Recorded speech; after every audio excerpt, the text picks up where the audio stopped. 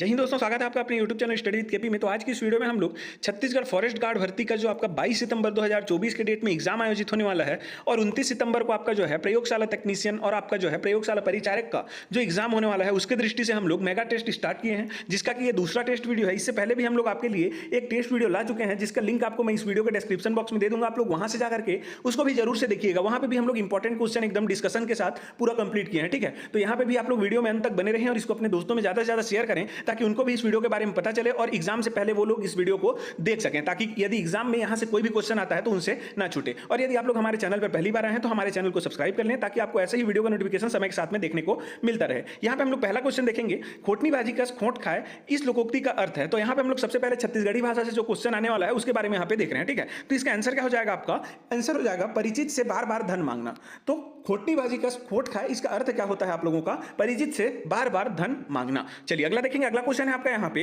हफ्ते बन के पथरा फोरे घर के सील का अर्थ क्या है? तो इसका सही उत्तर आपका क्या हो जाएगा? किसी का गुस्सा किसी पर उतारना। जैसा कि आप लोग जान रहे हैं, इसको यदि आप लोग समझना चाहें तो मान के चलिए किसी और का गुस्सा आप लोगों को जो है दूसरे पर उतारना है। जैसे बाहर में आप लोग किसी दूसरे के साथ लड़ाई करके आए हैं और घर में जो है उस गुस्सा को दूसरे के साथ उतार रहे हैं, तो बस उसी को ये बताना चाह रहा है कि आप लोग जो है जंगल गए हैं, वहां पे किसी पत्थर में आपको चोट लगा है और घर आके आप लोग जो है जो आपका पत्थर का सील रहता है जिसमें आप लोग चटनी वटनी पीसते हैं, उसको आप लोग यहाँ पे उसके ऊपर गुस्सा उतार रहे हैं। तो इसको आप लोग ऐसे करके समझ सकते हैं, ठीक है। आंसर क्या हो जाएगा आपका? Option number B. अगला देखेंगे यहाँ पे आप लोग, छत्तीसगढ़ी मुहावरा कथरी ओढ़े घी खाए का क्या अर्थ है? तो इसका आंसर हो जाएगा आप लोगों का ऑप्शन नंबर कौन सा? सी, ठीक है, संपन्नता छिपाना। तो कोई भी व्यक्ति यदि अमीर आदमी है, ठीक है, और अमीर है और उसको अपना जो है क्या, अपना जो रहीसी है उसको छुपाना है, तो क्या करेगा? छुप करके जो भी है उसका भोग विलास करेगा। तो उसी को ये बोल रहा है कि संपन्नता को छिपाना, ठीक है। कथरी ओढ़ करके वो घी खाएगा। तो आंसर क्या हो जाएगा? Option number C. अगला देखेंगे यहाँ पे, छत्तीसगढ़ी कहावत में रिक्त स्थान की पूर्ति करें। अब यहाँ पे आप लोग को दिया गया है कहावत, तो उसके लिए आप लोग को जो है कहावत आना चाहिए, तभी आप लोग जो है रिक्त स्थान का यहाँ पे पूर्ति कर सकेंगे। तो इसका आंसर क्या हो जाएगा? आप लोग देख पा रहे हैं, देह गंधावे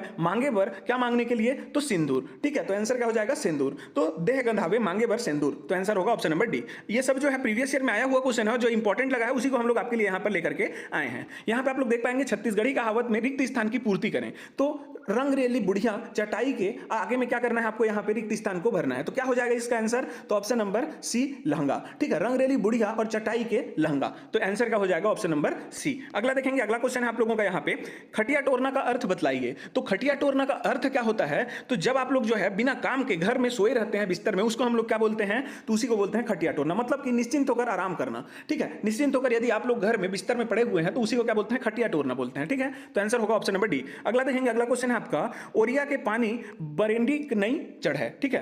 तो ओरिया के पानी बरेंडी नहीं चढ़े, इसका जो है अर्थ बताना है आपको। तो इसका अर्थ क्या हो जाएगा आप लोगों का? आंसर हो जाएगा इसका नहीं होने वाला कार्य। मतलब कि आप लोग जान रहे हैं कि जो ओरिया का पानी रहता है वो बरेंडी कभी नहीं चढ़ता, तो उसी को यहाँ पे हिंदी में क्या बोला जाता है? नहीं होने वाला कार्य। जो कभी हो नहीं सकता उसको हम लोग कैसे बोलेंगे? ऐसे ही बोला जाता है उसको छत्तीसगढ़ी में, ठीक है। तो इसको आप लोग याद रखेंगे। अगला देखेंगे। अगला क्वेश्चन है आपका यहाँ पे, ये आपको जो है सूची मिलान करना है। पहला सूची में दिया गया है, जल में रही के मगर ले बैर। मतलब कि आप लोग जो है किसी, यहाँ पे आप लोग ऑप्शन देखेंगे। सबसे पहले तो मैं आपको नहीं बताऊंगा, यहाँ पे ऑप्शन देखेंगे, वहां से आपको मिलाना है। तो जल में रही के मगर ले बैर, तो इसका मतलब क्या हो गया? बलवान के आश्रय में रहकर उससे विरोध नहीं करना चाहिए। तो ये इसका आंसर हो जाएगा। तो इसका आप लोग देख पा रहे हैं क्या आया? ए का 2 आ गया। तो ए का 2 आया, मतलब आप लोग देख पा रहे हैं ऑप्शन नंबर ए ही यहाँ पे मिल रहा है आप लोगों का, ठीक है। ऑप्शन नंबर ए यहाँ पे मिलान हो रहा है, केवल इसी में जो है ए का क्या आया है आप लोगों का? 2 आया है, तो बाकी में नहीं है। तो इसी का आंसर हो जाएगा आपका ऑप्शन नंबर ए। तो इसको आप लोग एक बार देख लेंगे, दोनों को सूची को मिला करके, ठीक है। आप लोग स्क्रीनशॉट ले लेंगे। पहला देख पा रहे हैं आप लोग सूची, अब उसके बाद यहाँ पे आप लोग देखेंगे दूसरा सूची, दोनों को आप लोग पॉज करके एक बार मिला लेंगे, ठीक है। तो इसका अर्थ आप लोगों को याद रहना चाहिए। अगला देखेंगे। अगला क्वेश्चन है आपका यहाँ पे, प्रस्तुत हाना किस अर्थ में बोला जाता है? सही उत्तर लिखें। तो यहाँ पे हाना दिया गया है आपका, क्या दिया गया है? 3 तिखार महाविचार। तो इसको जनरली गांव में बहुत ज्यादा आपका यूज किया जाता है। क्या बोलते हैं? 3 तिखार महाविचार। तो इसका अर्थ क्या होता है? बहुत लोग नहीं जानते। इसका अर्थ होता है आप लोगों का अंतिम निर्णय, ठीक है। तो अंतिम निर्णय होता है इसका अर्थ। ये बहुत इंपॉर्टेंट क्वेश्चन है, ये प्रीवियस ईयर में बार बार पूछा गया है, इसको आप लोग याद रखेंगे। अगला देखेंगे। अगला क्वेश्चन है आपका, प्रस्तुत हाना किस बात का संकेत है? ठीक है, किस बात का संकेत करता है होगा ये, उसी का आपको सही उत्तर देना है। यहाँ पे देख पा रहे हैं क्या दिया गया है आपका, फूठा करम के फूठा दोना पेज गंवाए चारों कोना। तो इसको आप लोग जनरली थोड़ा सा भी यहाँ पे दिमाग लगाएंगे तो आपको इसका आंसर समझ में आ जाएगा। इसका आंसर क्या हो जाएगा आपका? ये वाला हो जाएगा, ठीक है। अभागे को सहारा न मिलना। अब जैसा कि आप लोग जान रहे हैं, यदि कोई व्यक्ति जो है किसी का किस्मत खराब है और वो कुछ मांग करके खा रहा है, ठीक है, मान के चलिए आप लोग गरीब दुखी हैं, खाने के लिए आपके पास कुछ नहीं है, आप लोग पत्तल में लेकर के खा रहे हैं। अब पत्तल में भी लेकर के किसी से मांग करके खा रहे हैं और पत्तल आप लोगों का क्या है? फटा हुआ है। तो जो मांग रहे हैं वो भी आप लोगों का क्या हो जा रहा है? व्यर्थ चला जा रहा है, आप लोग के उपयोग में नहीं आ रहा है। तो उसी को बोला जा रहा है कि फूठा करम, मतलब किस्मत ही खराब है तो उसके लिए फूठा धोना, ठीक है। तो पेज गंवाए चारों कोना, तो उसका अर्थ क्या हो जाएगा, अभागे को सहारा न मिलना। चलिए अगला देखेंगे। अगला क्वेश्चन आप लोगों का यहाँ पे, एक दौरी में हाकत है, हाना के मतलब है, तो एक दौरी में हाकत है मतलब कि इसका आंसर क्या हो जाएगा आप लोगों का, नीक और खीक ल बरोबर मानत है, मतलब आप लोग जो है अच्छे को और बुरे को दोनों को जो है आप लोग बराबर समझ रहे हैं, ठीक है। ये इसका जो है अर्थ हो जाएगा। एक दौरी में हाकत है मतलब कि दौरी क्या को बोलते हैं आप लोग जान रहे हैं। जैसा कि मान के चलिए दौरी जो है हम लोग जो है गांव में जनरली हम लोग जो जानते हैं, आप लोगों का जो है बैल को करते हैं और फानते हैं दौरी, ठीक है। जब आप लोग धान को क्या करते हैं, मिसते हैं, जब उसका मिसाई किया जाता है तो उसको क्या करते हैं, ऐसे करके आंगन में फैला देते हैं और बीच में ऐसे करके क्या करते हैं, एक क्या कर देते हैं जी, यहाँ पे खूंटा गाड़ लेते हैं, ठीक है, ऐसे लकड़ी का, और इसमें जो है बैल को चारों तरफ ऐसे घुमाया जाता है। उससे क्या होता है, ये जो आप लोगों का धान रहता है वो मिसाई होता है, पहले जमाने में ऐसा होता था। तो इसमें आप लोग का क्या हो जाता है, अच्छा और बुरा दोनों जो है एक ही साथ में क्या हो जाता है, आपका मिसाई हो जाता है। यदि कोई धान जो है जिसमें चावल नहीं है वो भी उसी के साइड में मिसाई हो जाएगा, और जिसमें चावल है वो भी दोनों उसी में क्या हो जाएगा, मिसाई हो जाएगा। तो उसी को बोल रहा है अच्छे और बुरे, मतलब नीक और ठीक दोनों को जो है बराबर मानना क्या कहलाता है आप लोगों का, एक ही दौरी में हाकत है। तो इसको आप लोग ध्यान रखेंगे। अगला देखेंगे। अगला क्वेश्चन है आपका यहाँ पे, फिर से सूची मिलान करना आ जाएगा आप लोगों का, ठीक है, ये नहीं है, ये सिंगल क्वेश्चन है। आप लोग यहाँ पे देखेंगे पथरा के बूता और कोदो के बनी, हाना के मतलब है। तो इसका अर्थ आप लोग क्या समझेंगे कि यदि आप लोग जो है बहुत परिश्रम वाला काम कर रहे हैं लेकिन उसके लिए आप लोगों को बहुत कम मेहनताना दिया जा रहा है, तो उसी को हम लोग क्या बोलते हैं, पथरा के बूता, मतलब कि एकदम कठिन कार्य कर रहे हैं लेकिन आप लोगों को उसका जो मजदूरी है वो कैसा मिल रहा है, कोदो के पानी, मतलब कि कोदो जो रहता है आप लोग जान रहे हैं, कोदो कुटकी वाला, वही वाला कोदो है, तो उसके जो है काम कर रहे हैं उसी के सामान मिल रहा है, तो उसी को हम लोग क्या बोलते हैं, पथरा के बूता और कोदो के पानी। इसका मतलब हो गया कठिन मेहनत के लिए भी कम मजदूरी, ठीक है। ये मेहनत लिखा है, ये गलत टाइपिंग हो गया है, ये मेहनत है। तो कठिन मेहनत के लिए भी कम मजदूरी के लिए आप लोग क्या यूज करते हैं, पथरा के बूता और कोदो के बानी, ठीक है। चलिए अगला देखेंगे। अगला क्वेश्चन है आप लोगों का, निम्नलिखित कहावत का अर्थ बताइए। अब कहावत क्या है, अम्मट ले निकल के चुर्लक में पड़ गए, तो इसका आंसर क्या हो जाएगा आप लोगों का, छोटी मुसीबत से निकल करके बचकर, ठीक है, छोटी मुसीबत से निकल करके या फिर बचकर बड़ी मुसीबत में फंसना। तो इसका आंसर हो जाएगा आपका ऑप्शन नंबर बी, अम्मट ले निकल के चरलुक में पड़ गए, तो आंसर हो जाएगा ऑप्शन नंबर बी। अगला देखेंगे। अगला क्वेश्चन है आपका यहाँ पे, निम्न कहावत का अर्थ बताइए। चलनी में गाय दूहे और करम ला दोष दे। तो आप लोग जान रहे हैं चलनी क्या को बोलते हैं, छत्तीसगढ़ी में आप लोग देखे होंगे, ऐसा करके कुछ आपका रहता है घर में चलनी, ठीक है, और इसी में हम लोग जो है, इसमें क्या रहता है, नीचे में ऐसा छेद छेद रहता है, क्या कहते हैं, इसमें हम लोग घर में जो है चालते हैं कुछ को भी। जैसे धान में आप लोगों का यदि बालू वालू आ गया है तो धान को इसमें कर लेते हैं और चालते हैं। जो छन्नी रहता है उसी को छत्तीसगढ़ी में क्या बोलते हैं, जनरली चलनी बोलते हैं। तो उसमें यदि आप लोग दूध दुहेंगे तो दूध क्या उसमें रहेगा, वो तो नीचे गिर जाएगा ना छेद से, तो उसी को बोल रहा है यहाँ पे, चलनी में गाय दुहे और करम ला दोष दे। इसका मतलब क्या हो रहा है, स्वयं ही गलत कार्य कर रहा है और दूसरों को दोष दे रहा है। चलनी में दूहने का क्या मतलब है, ठीक है, चलनी में दूध दुहेगा तो जाहिर सी बात है दूध तो गिरेगा ही, तो उसी का गलती है जो दूह रहा है उसका और दूसरे को ये दोष दे रहा है। तो आंसर क्या हो जाएगा, ऑप्शन नंबर ए इसका आंसर हो जाएगा। तो इसको आप लोग ध्यान रखेंगे, ऑप्शन नंबर ए इसका आंसर हो जाएगा। अगला देखेंगे। अगला क्वेश्चन है आपका, तबेले की बला बंदर के सिर, कहावत का अर्थ है। तो तबेले की बला बंदर के सिर मतलब क्या हो जाएगा आप लोगों का, सबकी मुसीबत जो है किसी एक के सिर, ठीक है, इसको आप लोग याद रखेंगे, सबका मुसीबत जो है किसी एक के सिर में पड़ना क्या हो जाता है, तबेले की बला बंदर के सिर। चलिए अगला देखेंगे। अगला क्वेश्चन है यहाँ पे, घोघिया पठारी किसे कहते हैं। तो यहाँ से आप लोगों का जनजाति का क्वेश्चन स्टार्ट हो रहा है छत्तीसगढ़ का, तो इसको आप लोग देखेंगे घोघिया पठारी किसे कहते हैं। तो आप लोग का जो है ये बहुत फेमस क्वेश्चन है, ये जो है श्राद्ध कर्म करने वाले, जो संपन्न कराने वाला जो ब्राह्मण रहता है उसी को हम लोग क्या बोलते हैं, घोघिया पठारी। ये प्रीवियस ईयर में आया हुआ क्वेश्चन है, ये इंपॉर्टेंट है, ठीक है, थोड़ा आप ट्रैक से हट करके पूछ रहा है आपका जनजाति से संबंधित क्वेश्चन, इसलिए आप लोग इसको याद रखेंगे कि जो घोघिया पठारी रहता है तो जनजातियों में जो श्राद्ध कर्म करता है, ठीक है, जब कोई व्यक्ति किसी का देहांत हो जाता है तो वहां पे श्राद्ध कर्म किया जाता है, तो वो जो ब्राह्मण जो उस कार्य को कराता है उसी को हम लोग क्या बोलते हैं, घोघिया पठारी बोलते हैं। अगला देखेंगे। अगला क्वेश्चन है आपका यहाँ पे, हल का छत्तीसगढ़ी पर्याय क्या है। तो हल का जो है छत्तीसगढ़ी पर्याय क्या है आप लोगों का, यहाँ पे नांगर बोलते हैं। आप लोग जनरली जान रहे होंगे गांव में क्या बोलते हैं, हल को नांगर बोलते हैं छत्तीसगढ़ में। अगला देखेंगे। अगला क्वेश्चन है आप लोगों का, लमचोंची किसे कहते हैं। तो लमचोंची आपका जो है किसे कहा जाता है, तो लंबी चोंच वाली चिड़िया को क्या बोला जाता है, लमचोंची बोला जाता है, ठीक है जी। चलिए अगला देखेंगे। अगला क्वेश्चन है, लुरकी किसे कहते हैं। तो इसको तो आप लोग जान रहे हैं कि ये जो है आप लोगों का एक आभूषण रहता है जिसको कान में पहनते हैं, तो कान में पहनने वाला आभूषण है। तो यहाँ पे आभूषण दिया है तो आंसर क्या हो जाएगा, ऑप्शन नंबर ए, लुरकी को हम लोग आभूषण भी बोलते हैं। अगला देखेंगे। अगला क्वेश्चन है आप लोगों का, अरकट्टा का अर्थ है। तो अरकट्टा का अर्थ क्या है, यहाँ पे आंसर दिख गया यार आप लोगों को। चलिए आप लोग बताएंगे जो जान रहे हो, इसका आंसर क्या हो जाएगा आप लोगों का, छोटा रास्ता। जो छोटा रास्ता रहता है संकरा संकरा, उसको क्या बोलते हैं हम लोग, अरकट्टा बोलते हैं, ठीक है। चलिए अगला देखेंगे। अगला क्वेश्चन है, वह पुत्र जो कोख में अंतिम बार पैदा हुआ हो उसे क्या कहते हैं। तो जो पुत्र आप लोगों का किसी माँ से माँ के कोख से अंतिम बार जो पैदा हुआ रहता है उसको हम लोग क्या बोलते हैं, कोख पोंछना बोलते हैं। ठीक है, तो इसको आप लोग याद रखेंगे, इंपॉर्टेंट क्वेश्चन है, कोख पोंछना बोलते हैं। तो ये कोख पोंछना किसे बोला जाता है करके भी क्वेश्चन आ सकता है, और उसमें आपका ऑप्शन दिया रहेगा, वह पुत्र जो कोख से अंतिम बार पैदा हुआ हो। तो किसी माँ के कोख से जो पुत्र अंतिम बार पैदा हुआ हो उसको क्या बोलते हैं, कोख पोंछना बोलते हैं। चलिए अगला आप लोग देखेंगे, यहाँ पे क्या दिया गया है, चक्रधर में कौन सा समास है। ये आप लोगों का जो है हिंदी का यहाँ पे व्याकरण आ गया है। तो यहाँ पे आप लोग देखेंगे चक्रधर का कौन सा समास आ जाएगा, तो चक्र को धारण करने वाला है जो, अर्थात कृष्ण। तो कृष्ण भगवान को ही हम लोग क्या बोलते हैं, चक्रधर बोलते हैं। तो आंसर क्या हो जाएगा यहाँ पे, बहुव्रीहि, क्योंकि यहाँ पे जो है ये किसी तीसरे को, ये जो दोनों हैं उत्तर पद और आप लोगों का प्रथम पद और आप लोगों का उत्तर पद मिल करके किसी तीसरे का अर्थ देते हैं। यहाँ पे आप लोग का ये आपका क्या है, उत्तर क्या है, प्रथम पद, और यहाँ पे आपका ये क्या है, उत्तर पद। तो ये दोनों को जो है मिल करके किसी तीसरे का, थर्ड पर्सन का यदि आप लोगों को यहाँ पे मीनिंग दे रहा है तो उसको हम लोग क्या बोलते हैं, उसी को बहुव्रीहि समास बोलते हैं। जैसे चक्र को धारण करने वाला अर्थात कृष्ण, तो देखिए तीसरे को किसी को इंडिकेट कर रहा है, कृष्ण भगवान को, तो इसलिए क्या हो जाएगा आप लोगों का बहुव्रीहि समास। चलिए अगला देखेंगे, अगला क्वेश्चन है आप लोगों का यहाँ पे बहुव्रीहि समास का उदाहरण है। तो यहाँ पे आप लोगों को छांटना है बहुव्रीहि समास कौन सा है। तो आप लोग जान रहे हैं कि आप लोगों का जो है बहुव्रीहि समास में क्या होता है, उत्तर पद और आप लोगों का जो पूर्व पद रहता है वो मिल करके किसी तीसरे पद को क्या करते हैं, यहाँ पे इंडिकेट करते हैं। तो यहाँ पे आप लोग देख पा रहे हैं पीतांबर, पीतांबर मतलब क्या होता है, पीला जो अंबर धारण करता है, मतलब पीला वस्त्र धारण करने वाला। अंबर मतलब क्या होता है, वस्त्र होता है। अंबर का अर्थ क्या होता है आपका, वस्त्र होता है। वस्त्र मतलब कपड़ा, तो पीला कपड़ा धारण करने वाला अर्थात श्री कृष्ण जी। तो कृष्ण जी को ही क्या बोलते हैं, पीतांबर बोलते हैं। तो ये भी तीसरे, किसी तीसरे को क्या कर रहा है, इंडिकेट कर रहा है। तो आंसर क्या हो जाएगा आपका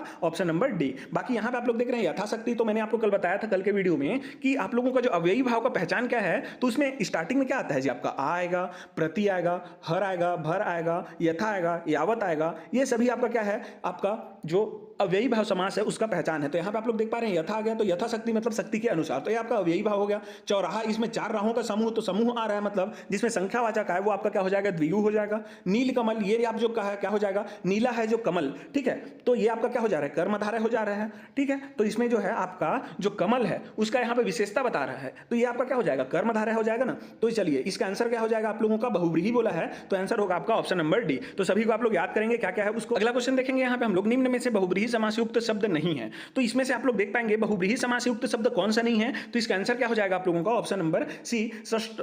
ठीक है, षष्ठरस, तो ये आपका इसका आंसर हो जाएगा। बाकी यहाँ पे आप लोग देख पा रहे हैं चतुरानन, चौलड़ी और सतखंडा, ये तीनों आपके क्या हैं, बहुव्रीहि समास के उदाहरण हैं। तो नहीं है बोला है, यहाँ पे आप लोग देख पा रहे हैं, नहीं को अंडरलाइन करेंगे तो आंसर क्या हो जाएगा ऑप्शन नंबर सी। अगला देखेंगे, अगला क्वेश्चन आपका शुद्ध वर्तनी का चयन कीजिए। शुद्ध वर्तनी मतलब किसका यहाँ पे स्पेलिंग जो है वो सही है वो आपको बताना है। तो शुद्ध शब्द कौन सा है इसमें, तो आप लोग देख पा रहे हैं आंसर क्या हो जाएगा ऑप्शन नंबर डी। राजनांदगांव में जो है चंद्र बिंदु लगता है, दोनों में आप लोग याद रखेंगे, नाम में भी आप लोगों का चंद्र बिंदु लगा है यहाँ पे, ठीक है, और आप लोगों का जो है गांव में भी आप लोगों का चंद्र बिंदु लगता है। तो इसको आप लोग याद रखेंगे, आंसर होगा ऑप्शन नंबर डी। अगला देख लेंगे, फिर से अगला क्वेश्चन है आप लोगों का, व्याकरणीय दृष्टि से यह शुद्ध शब्द है, तो कौन सा शुद्ध है, मतलब वर्तनी शुद्ध है, यहाँ पे भी आप लोग को बताना है। तो इसका आंसर हो जाएगा आप लोगों का तदुपरांत। तो आप लोग जान रहे हैं तत् धन उपरांत आप लोगों का क्या होता है, तत् धन उपरांत। तो तत् धन उपरांत यदि आप लोग इसको संधि विच्छेद करेंगे तो ऐसा कुछ आएगा तदुपरांत का, तो त आप लोग का क्या हो जाता है यहाँ पे द में बदल जाता है। ठीक है, तो उसका जो है तीसरे वर्ण में बदल जाता है यदि आप लोग संधि का नियम जान रहे हैं। तो यदि आप लोग के त के बाद में कोई भी आपका यहाँ पे क्या आता है, स्वर आता है, या फिर आप लोगों का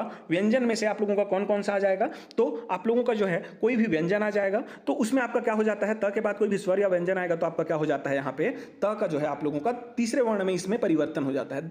ठीक है, तो यदि आप लोग देखेंगे त वर्ग में तो त थ द, तो तीसरा आपका द आ रहा है, लेकिन यहाँ पे आपका क्या है, स्वर है, तो स्वर है इसलिए यहाँ पे आपका द के नीचे में उ आ गया, क्या आया है, उ का मात्रा है इसलिए उपरांत, तो तदुपरांत। तो आंसर क्या हो जाएगा आपका ऑप्शन नंबर ए। इसको आप लोग याद रखेंगे, तदुपरांत होता है, तदुपरांत नहीं होता। बहुत लोग इसमें कंफ्यूज होंगे, तो ये आपका आंसर नहीं होगा। अगला देखेंगे, अगला क्वेश्चन आपका वर्तनी की दृष्टि से शुद्ध शब्द को चिन्हित कीजिए। तो वर्तनी की दृष्टि से आपका शुद्ध शब्द कौन सा है, तो इसमें आप लोग का जो है ऑप्शन नंबर कौन सा सही हो जाएगा, इसमें ए आपका सही हो जाएगा। ठीक है, तो अंधेरा इसमें बिल्कुल सही है। बाकी आप लोग देखेंगे सन्यासी, तो सन्यासी ऐसा नहीं रहता, इसमें अंक की मात्रा रहता है, फिर आपका यहाँ पे क्या रहता है, सन्यासी ऐसा कुछ रहता है। ठीक है, तो सन्यासी में क्या रहता है, आधा न भी रहता है और ऊपर में अंक की मात्रा भी रहता है स में। और यदि आप लोग देखेंगे अर्ध सत्य दिया है, तो ये भी आप लोगों का गलत है। ये क्या रहता है आप लोगों का, द में ऐसे नीचे में ध रहता है अर्ध, और इधर आप लोगों का आ जाएगा सत्य, तो अर्ध सत्य ऐसा कुछ रहता है, यहाँ पे नीचे में ध रहता है आधा। ठीक है, तो आंसर ये भी गलत हो जाएगा, ये भी गलत हो गया, ये भी आप लोगों का गलत है। आंसर क्या है आप लोगों का, ए इसका सही है। अगला देखेंगे, अगला क्वेश्चन है आप लोगों का, निम्नलिखित में से सही वर्तनी चुनिए। तो इसमें आप लोग का सही स्पेलिंग कौन सा है, तो सही स्पेलिंग मीनिंग है इसमें आप लोगों का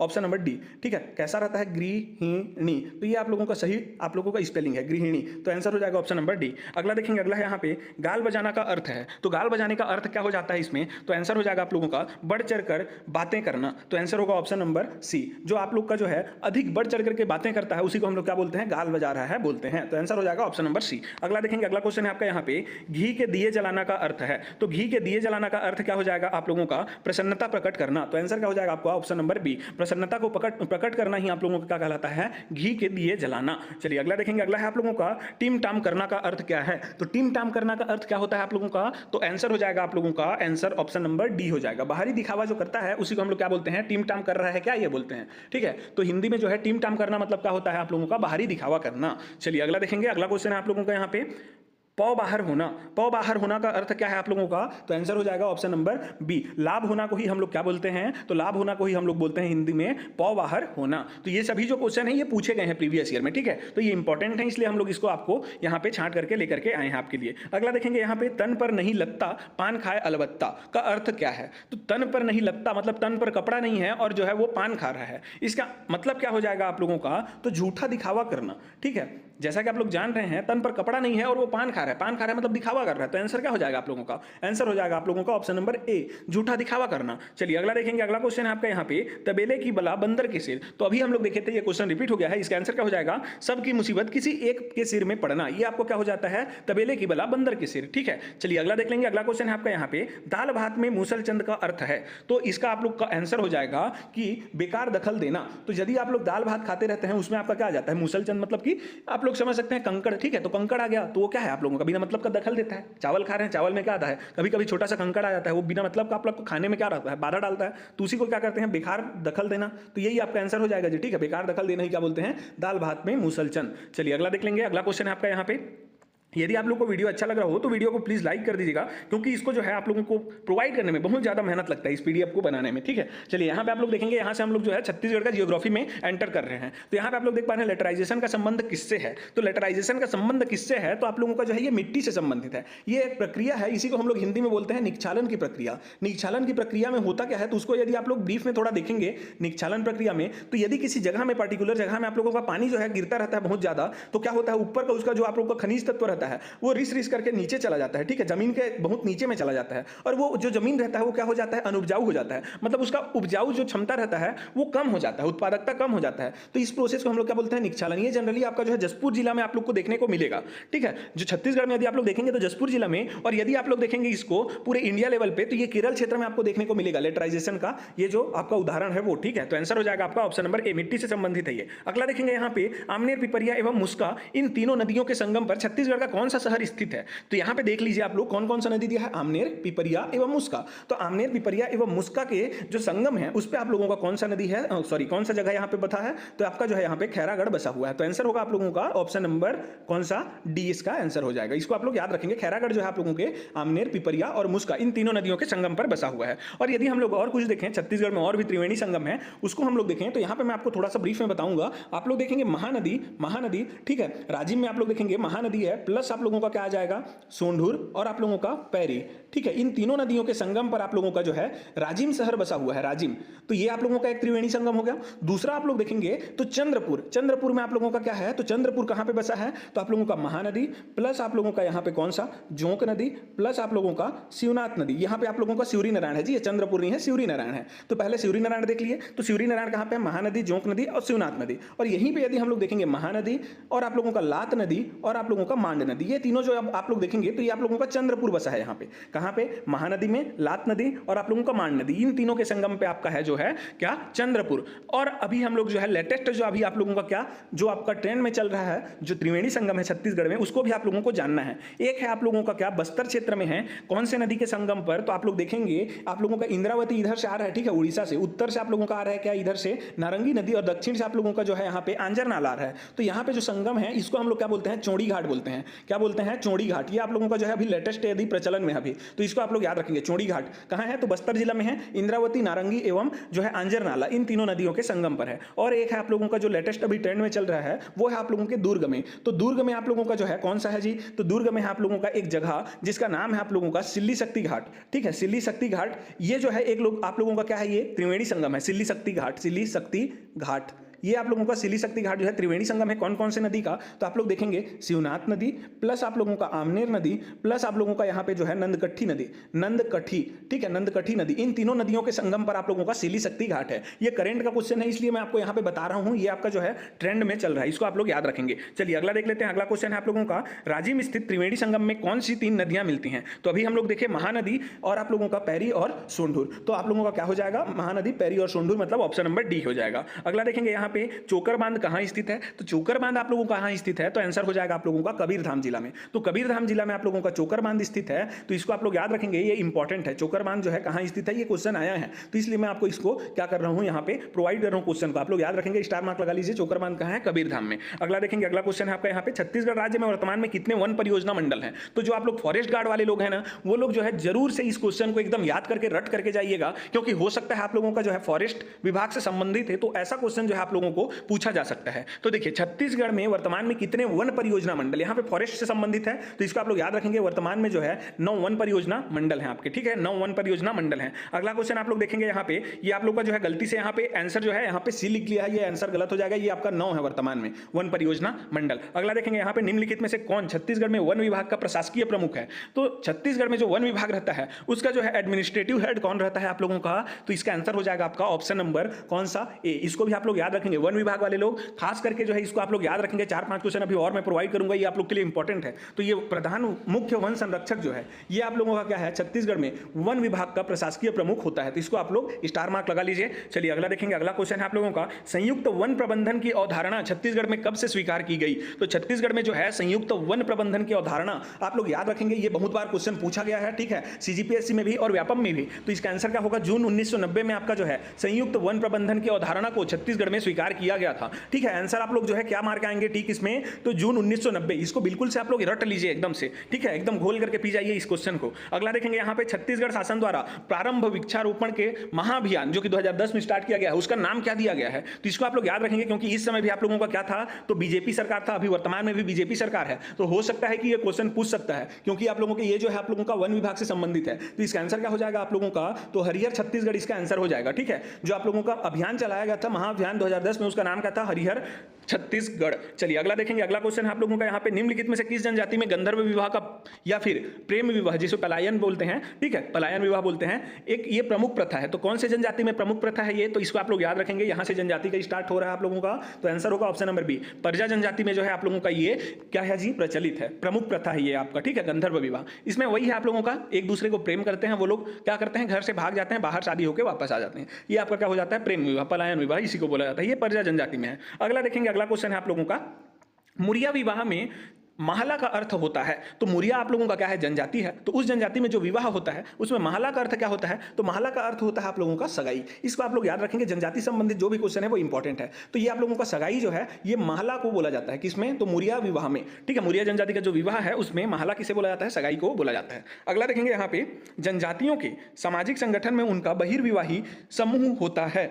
तो बहिर्विवाही समूह मतलब कि यहाँ पे बोलना क्या चाह रहा है, बहुत लोग क्वेश्चन नहीं समझ पा रहे हैं कि आप लोग का जो जनजाति है वो दूसरे समूह में विवाह करते हैं, ठीक है, अलग अलग बाहर के समूह में क्या करते हैं ये लोग, विवाह करते हैं। तो उसका जो है यहाँ पे ये लोग क्या को देख करके दूसरे समूह में विवाह करते हैं, तो उनका जो है यहाँ पे देखने का नजरिया क्या रहता है, गोत्र। तो दूसरा गोत्र का जो व्यक्ति रहता है मतलब वो क्या है आप लोगों का, बहिर समूह का है, मतलब बाहर समूह का है, वो अपने समूह का नहीं है, उसका गोत्र अलग है मतलब। तो ऐसे लोगों के साथ वो लोग क्या करते हैं, विवाह करते हैं, खुद के जो है अपने गोत्र में ही विवाह नहीं करते। ऐसा मान्यता है कि आप लोगों का जो है एक ही गोत्र में यदि आप लोग विवाह करते हैं तो आप लोगों का कहीं ना कहीं से रिश्ता बन करके आ जाता है, ठीक है। पर पार्टिकुलरली वो तो लड़के लड़की जो रहते हैं, जो शादी होते हैं, उनका कोई ना कोई रिश्ता आ जाता है, खून का रिश्ता, यदि आप लोग गोत्र में ही विवाह करते हैं तो। इसलिए जो है बहिर्विवाह समूह का आप लोगों का यहाँ पे प्रचलन है जनजातियों में, उसी को क्या बोलते हैं, इसका जो रहता है सामाजिक संगठन जो है उसको गोत्र बोलते हैं, ठीक है। चलिए अगला देख लेंगे। अगला क्वेश्चन है आपका, इस राज्य के बैगा जनजाति में पुनर्विवाह का क्या नाम है। तो बैगा जनजाति में जो आपका पुनर्विवाह होता है उसको जो है अलग से एक पर्टिकुलर नाम दिया गया है, जिसका नाम है आप लोगों का खड़ोनी। तो खड़ोनी विवाह ये बहुत ज़्यादा प्रसिद्ध है, ठीक है, बहुत ज़्यादा प्रसिद्ध है। ये क्वेश्चन जो है बहुत बार पूछा भी गया है एग्जाम में, सीजीपीएससी में। इसको आप लोग याद रखेंगे कि खड़ोनी विवाह कौन से जनजाति द्वारा मनाया जाता है, ऐसा भी बोला जाता है, और कौन से जनजाति के पुनर्विवाह को क्या बोलते हैं, खड़ोनी बोलते हैं, ऐसा भी क्वेश्चन आता है। तो आप लोग याद रखेंगे बैगा जनजाति को, और आपका जो है पुनर्विवाह है इसको भी याद रखेंगे, और क्या है उसका नाम, तो आप लोग का खड़ोनी है, इसको याद रखेंगे, ठीक है। अगला देख लेंगे यहाँ पे आप लोगों का किस जनजाति की विवाह पद्धति बरोखी कहलाती है। तो जैसा कि आप लोगों का बैगा का हम लोग देखे खड़ोनी कहलाया, वैसे ही बरोखी किसका कहलाता है, तो बरोखी आप लोगों का किसका कहलाता है, तो इसका आंसर हो जाएगा आप लोगों का ऑप्शन नंबर डी, भूमिज जो जनजाति रहते हैं, भूमिज जनजाति, इसको आप लोग याद रखेंगे। भूमिज जनजाति जो रहते हैं उनके क्या रहता है, विवाह पद्धति। और बैगा में हम लोग देखें कि पुनर्विवाह, पुनर्विवाह को बैगा में क्या बोलते हैं, खड़ोनी बोलते हैं। लेकिन यहाँ पे जो है आप लोगों का भूमिज जो जनजाति है, इसमें जो पहली बार भी विवाह होते हैं उसी को क्या बोलते हैं जी, आप लोगों का बरोखी बोलते हैं। तो इसको आप लोग याद रखेंगे। चलिए अगला देख लेंगे। अगला क्वेश्चन है आप लोगों का कंवर जनजाति में सुख क्या है। तो ये क्वेश्चन जो है इसी साल एग्जाम हुआ था आप लोगों का, कौन सा, मंडी वाला, उसमें पूछा गया था, ठीक है। तो सुख किसे बोला जाता है कंवर जनजाति में, तो दहेज को बोला जाता है। जो लड़के लोग देते हैं लड़कियों को, जनरली जो है लड़की लोग लड़के लोगों को देते हैं, मतलब कि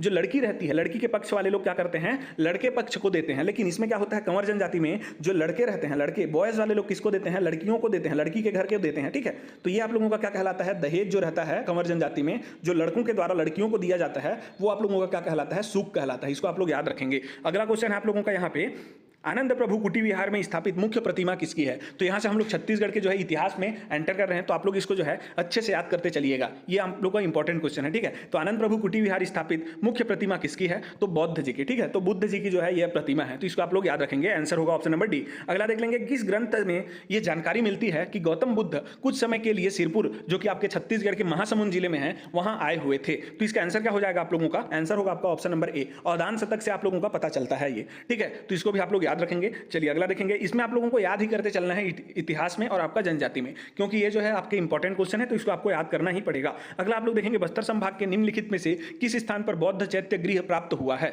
तो यहाँ पे आप लोग देखेंगे बस्तर संभाग बोला है, ना कि बस्तर, ठीक है। तो बस्तर संभाग के आप लोग पर्टिकुलर यदि देखेंगे जिला, तो कोंडागांव जिला में आप लोगों का एक जगह का नाम, जिसका नाम है आप लोगों का भोंगापाल। ये भा नहीं है, ये भोंगा है, ठीक है, भोंगापाल है, भोंगापाल जगह का नाम है। यहाँ पे आप लोगों का क्या प्राप्त हुआ है, आप लोगों का यहाँ पे बौद्ध चैत्य गृह प्राप्त हुआ है। तो बौद्ध चैत्य गृह बस्तर संभाग से कहाँ प्राप्त हुआ है, बस्तर संभाग में कहां प्राप्त हुआ है, ऐसा क्वेश्चन पूछा जाए तो भोंगापाल में हुआ है। यदि थोड़ा सा ऊपर ऊपर पूछे तो आप लोगों को जिला बताना पड़ेगा। तो जिला कौन सा है, कोंडागांव जिला, ठीक है। संभाग पूछेगा तो बस्तर संभाग में है, इसको आप लोग याद रखेंगे। अगला देखेंगे। अगला क्वेश्चन है आप लोगों का, ये क्वेश्चन को घुमाकर भी पूछता है कि आप लोग को जगह का नाम दे देगा भोंगापाल, ठीक है, और भोंगापाल को बोल देगा कि आप लोगों का जो है ये कौन से धर्म से संबंधित जगह है, और यहाँ पे कौन से धर्म से संबंधित आप लोगों का जो है साक्ष्य प्राप्त हुआ है। तो इसको आप लोग को याद रखना है, बौद्ध धर्म से संबंधित आपका यहाँ पे साक्ष्य प्राप्त हुआ है। तो किसी भी एंगल से क्वेश्चन पूछ सकता है, आपको इसको जो है रेडी रहना है सभी एंगल से, ठीक है। चलिए अगला देखेंगे। अगला क्वेश्चन है 1889 मतलब कि 1889 के कांग्रेस के बंबई अधिवेशन में छत्तीसगढ़ से एकमात्र प्रतिनिधि थे। तो इसका सही उत्तर क्या हो जाएगा, ये क्वेश्चन आया हुआ है सीजीपीएससी में, आंसर होगा आपका रामचंद्र राव लाखे। तो रामचंद्र राव लाखे जी हैं जो कि आपके 1889 के जो कांग्रेस के बंबई अधिवेशन हुआ था उसमें छत्तीसगढ़ से क्या किए थे, प्रतिनिधित्व किए थे, और ये जो है एकमात्र व्यक्ति थे जो छत्तीसगढ़ से प्रतिनिधित्व किए थे। तो आंसर होगा आपका ऑप्शन नंबर डी। अगला देखेंगे। अगला क्वेश्चन है आपका यहाँ पे सूची 1 और सूची 2 को मिलान कीजिए। तो इसमें आप लोग देख पा रहे हैं, इधर दिया गया है सूची 1 में आपका छत्तीसगढ़ के समाचार पत्र या फिर साहित्यिक संस्थाएं, और दूसरा में आपका दिया गया है स्थान। तो कहाँ पे क्या था वो आपको बताना है। तो यहाँ पे आप लोग देख पा रहे हैं, आप लोगों को यहाँ पे देखेंगे तो सबसे पहले कौन सा आपका इजी है, तो सरस्वती पुस्तकालय, ये आपका जो है राजनांदगांव में हो जाएगा, ठीक है, राजनांदगांव में ये हो जाएगा। और आप लोग देखेंगे छत्तीसगढ़ मित्र, तो छत्तीसगढ़ मित्र ये आप लोगों का कहाँ से प्रकाशन होता था, पेंड्रा से। तो इसी को यदि आप लोग मिलाएंगे ए और सी को, तो 3 और 4 आप लोग को यहाँ पे देखने को मिल जाएगा। 3 और 4 किसमें है, ए और सी में, तो 3 और 4 आप लोगों के ऑप्शन नंबर बी में है। तो यही आप लोगों का क्या हो जाएगा, सॉरी जी, ये आप लोगों का जो है ए का कौन सा है, 3 है, और सी का 4 है, ए का 3 सी का 4, तो ऑप्शन नंबर सी इसका आंसर हो जाएगा, ठीक है। तो आप लोग देख पा रहे हैं यहाँ से बुद्धि प्रकाश आप लोगों का कहाँ है, बिलासपुर में ही है। आनंद समाज पुस्तकालय आप लोगों का कहाँ है, तो ये रायपुर में हो जाएगा। तो इसको आप लोग जो है आंसर देख लेंगे, इसका आंसर होगा ऑप्शन नंबर सी। अगला देखेंगे। अगला क्वेश्चन आपका यहाँ पे फिर से सूची मिलान करना है आप लोगों को। तो इसको मैं इसलिए लाता हूँ सूची मिलान वाले में, क्योंकि इसमें जो है एक ही क्वेश्चन में 4-5 क्वेश्चन आपका कवर हो जाता है। और जनरली आप लोग देख पा रहे हैं, आप लोग का जो है एग्जाम में अभी कथन और कारण और ऐसे ही आप लोगों का कूट वाला क्वेश्चन ज्यादा पूछा जा रहा है। तो आप लोग रेडी रहना चाहिए आप लोगों को इस फॉर्मेट में भी, ठीक है। चलिए यहाँ पे आप लोग देखेंगे कि आप लोग का जो है राजनांदगांव में जो सरस्वती पुस्तकालय की स्थापना, जब भी ऐसा मैच द कॉलम है तो सबसे पहले आपको जो है इजी को पकड़ना है। मैं पहले से बोल रहा हूं, सबसे पहले आपको क्या करना है, इजी को पकड़ना है, जिसको आप लोग एकदम 100% श्योर हैं। तो आपका जो है यहाँ पे सूची 1 में दिया गया है छत्तीसगढ़ की घटनाएं, और उसका जो है वर्ष को यहाँ पे दिया गया है सूची 2 में। तो आपको मिलान करना है। तो राजनांदगांव में जो सरस्वती पुस्तकालय की स्थापना है सभी जानते हैं कब हुआ था, 1909 में हुआ था। ठाकुर प्यारेलाल सिंह के जो है आपके क्या के योगदान से ये हुआ था इसका स्थापना। ठीक है, तो आपका ये आप लोग जान रहे हैं, बी का क्या हो गया, ऑप्शन नंबर 4 हो गया। फिर छत्तीसगढ़ मित्र समाचार पत्र का प्रकाशन, इसको किसने किया था, तो इसको आप लोग देखेंगे वामन राव लाखे जी ने, सॉरी माधवराव सप्रे जी ने इसका क्या किया था, प्रकाशन किया था। कौन, माधवराव सप्रे जी। कब किए थे, तो सन 1900 में किए थे। तो इसका आपका जो है सी का भी मिल गया हम लोगों को आंसर, सी का 1 हो गया। और आप लोग देखेंगे कि हिंद केसरी समाचार पत्र का प्रकाशन, तो यदि आप लोग इसको देखेंगे तो माधवराव सप्रे जी ने इसको क्या किया था, आपका 1908 में इसको प्रकाशन किया था। ठीक है, 1908 में जो है हिंद केसरी, जो आप लोग जान रहे हैं कि बाल गंगाधर तिलक जी का जो केसरी था, जो कि मराठा में लिखा जाता था, तो उसमें जो लेख रहता था उसको हिंदी में अनुवाद करके जो है माधवराव सप्रे जी क्या करते थे, प्रकाशन करते थे। उसी को हिंद केसरी नाम के समाचार पत्र में वो प्रकाशन करते थे। तो वो कब से स्टार्ट किए थे, तो 1908 में किए थे। इसके लिए उनको जेल भी हुआ था। ठीक है, तो यहां से आप लोगों का 3 मिल गया, मतलब चौथा आप लोगों का ऑटोमेटिक मिल गया 1907। तो यहां पे आप लोग देख पा रहे हैं, ए का आप लोगों का 3 है, बी का आप लोगों का कौन सा है, तो 4 है, सी का आप लोगों का कौन सा है, 1 है, फिर उसके बाद आप लोगों का 2। तो 3 4 1 2 आप लोग मिला लेंगे, 3 4 1 2 किसमें है, तो 3 4 1 2 आप लोग का ऑप्शन नंबर किसमें मिल रहा है आप लोगों को, तो ऑप्शन नंबर ए में ही मिल रहा है। तो आंसर क्या हो जाएगा आप लोगों का, ऑप्शन नंबर ए इसका सही उत्तर हो जाएगा। अगला देखेंगे, तातापानी महोत्सव 2024 का आयोजन कब से कब तक हुआ। तो यहां पे हम लोग देख पा रहे हैं छत्तीसगढ़ का आपका करंट अफेयर आ गया। तो इसको आप लोग क्या करेंगे, खुद से आंसर देंगे, क्योंकि इसका जो मैंने आपको पर्टिकुलर वीडियो भी प्रोवाइड किया है, तो उसको आप लोग पूरा देखेंगे, ताकि आप लोग का जो है कोई भी एग्जाम में यहां से क्वेश्चन आता है तो आप लोगों का बन सके। और इसीलिए मैं इसका जो है आपको आंसर यहां पे नहीं बताऊंगा, आप लोग खुद से आंसर देंगे। मैं आशा करता हूं आप लोग उस वीडियो को देखे होंगे जो भी आप लोग एग्जाम दे रहे हैं, ताकि आपका जो है यहां से आप लोग आंसर दे सकें। चलिए कमेंट में आप लोग आंसर दीजिएगा, इसका आंसर क्या होगा आप लोगों का, तातापानी महोत्सव कब से कब तक हुआ। तो इसको आप लोग याद रखेंगे, इसको आंसर आप लोग को मैं बता रहा हूं, इसका आंसर आप लोग का होगा 14 से 16 जनवरी 2024। कहां हुआ था, तो बलरामपुर जिला में हुआ था। बाकी का आंसर आपको खुद को देना है। ठीक है, चलिए यहां पे देखेंगे तातापानी महोत्सव का आयोजन कहां किया गया, तो इसको तो मैं बता ही दिया, बलरामपुर में हुआ करके। अगला देख लेंगे आप लोगों का बहुरूपिया महोत्सव 2024 का आयोजन कहां हुआ, इसको आपको आंसर देना है। यदि आप लोग नहीं जान रहे हैं तो प्लीज उसको एक बार देख लीजिएगा, जो आपका क्या है करंट अफेयर का क्या है वीडियो हम लोग डाले हैं उसको। ठीक है, ताकि आप लोग का इसका करंट अफेयर भी छत्तीसगढ़ पोर्शन का पूरा कवर हो जाए। चलिए अगला देखेंगे, श्री रामलला प्राण प्रतिष्ठा रामोत्सव 2024 का आयोजन किस स्थान पर हुआ है। तो इसको आप लोग देख लेंगे, ये जो आप लोगों का एकदम यूनिवर्सल क्वेश्चन है, इसको सब जान रहे होंगे। कहां पे आप लोगों का जो है राम मंदिर का स्थापना किया गया है हाल ही में, तो आप लोग का जो है अयोध्या में किया गया। तो आंसर होगा ऑप्शन नंबर सी। अगला देख लेंगे, अगला है आप लोगों का श्री रामलला प्राण प्रतिष्ठान रामोत्सव 2024 कब मनाया गया। तो इसको भी मैं बताया हूं आप लोगों को, करंट का जो आपका वीडियो है उसमें इसमें आप लोग आंसर देंगे। ठीक है, चलिए अगला देखेंगे, अगला क्वेश्चन है आप लोगों का यहाँ पे, सही जोड़ी का मिलान करें। ये आपका करंट का क्वेश्चन है, इसको मैं आपको नहीं बताऊंगा, आप लोग इसको अपने से बनाएंगे।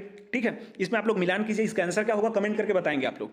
ये जो है आप लोगों को मिलान करना है, इसका कौन सा आंसर है आपको कमेंट करके बताना है। अगला देख लेंगे, इसका सही जोड़ा मिलान करना है फिर से, ये भी आप लोगों का करंट का क्वेश्चन है। ये महोत्सव कहाँ कहाँ हुआ है, ये जगह का आपको मिलान करना है। ठीक है, मत्कू महोत्सव कहाँ हुआ, अरपा महोत्सव कहाँ हुआ, जाजल्य महोत्सव कहाँ हुआ, मावली माता महोत्सव कहाँ हुआ। तो इसको आपको मिलान करना है। थोड़ा सा भी यदि आप लोग छत्तीसगढ़ का जो भी आप लोगों का भूगोल है उसका थोड़ा सा नॉलेज होगा, तो ये आप लोगों को एकदम आसानी से ये बन जाएगा क्वेश्चन। ठीक है, चलिए अगला देखेंगे, अगला क्वेश्चन आप लोगों का अगला है यहाँ पे, फिर से आप लोगों का करंट का ही क्वेश्चन है। ये भी आप लोगों का मैच द कॉलम है। देखिए यहाँ पे 3 क्वेश्चन आया, चारों में जो है तीनों में जो है 4 आप लोगों का कूट मिलान करना है, मतलब 4 या 12 क्वेश्चन आपका करंट का यहाँ से कवर हो गया छत्तीसगढ़ का। यदि इसको आप लोग अच्छे से याद कर लेंगे आंसर को, पिछला वाला हमारा वीडियो देख करके, तो आपका जो है 12 क्वेश्चन 3 ही क्वेश्चन से यहाँ पे कवर हो रहा है। ठीक है, तो इसीलिए मैं बोल रहा हूँ आप लोग आंसर देते चलें, इसको आप लोग बताएंगे, इसका आंसर कहाँ हो जाएगा, कौन सा होगा, उसको आप लोग को बताना है। ठीक है, चलिए अगला देखेंगे, अगला है आप लोगों को यहाँ पे फिर से सही जोड़े मिलान करना है। ये भी आप लोगों का करंट क्वेश्चन है, आंसर आप लोग देते चलेंगे। करंट का मैं आपको एक भी आंसर यहाँ पे नहीं बताऊंगा, इसको मैं आपको बता चुका हूँ, आप लोग इसको आंसर देंगे ताकि आपका जो है तैयारी होता चले साथ ही साथ। चलिए अगला देखेंगे, अगला है आप लोगों को फिर से सही जोड़ा मिलान करना है।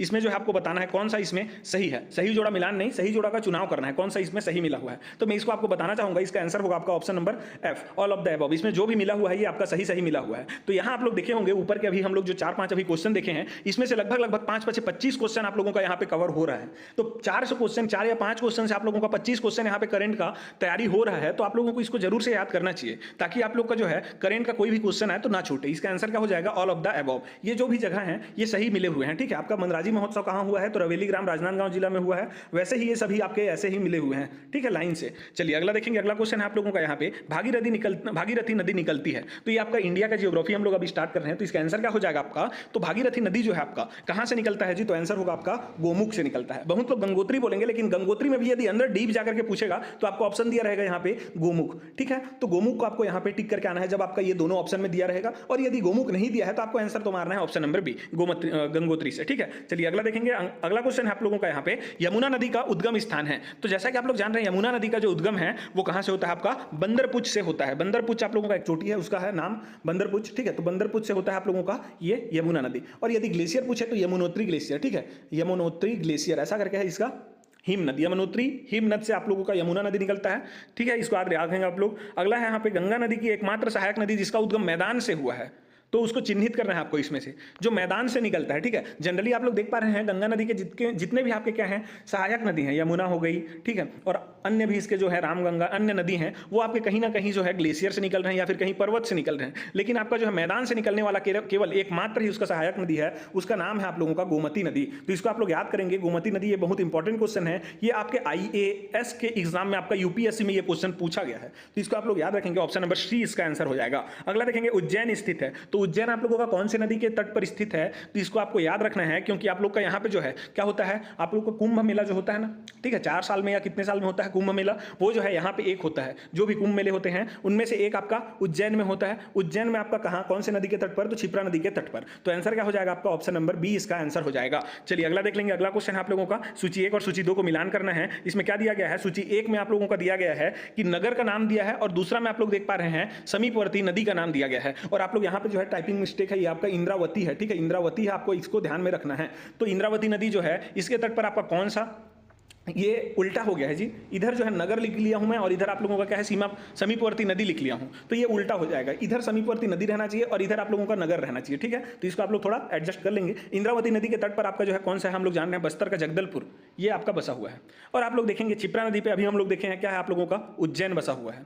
और यदि आप लोग देखेंगे नर्मदा नदी के तट पर तो जबलपुर बसा हुआ है, और आपका ताप्ती नदी के तट पर है आपका बतूल बसा हुआ है। तो ऐसे ही यदि आप लोग इसको मैच करेंगे तो एक आप लोगों का 1 2 3 का आप लोग देखेंगे तो BCD, फिर उसके बाद आएगा A, तो BCD फिर उसके बाद आएगा A, ठीक है। तो आप लोग देखेंगे BCD या फिर उल्टा आप लोग मिलान करेंगे तो आपका जो है A का कौन सा आ रहा है, तो A का आपका 4 आ रहा है, तो A का 4 आप लोग देखेंगे ऑप्शन में किस में है, तो इन दोनों में है, ये वाले में B और C में।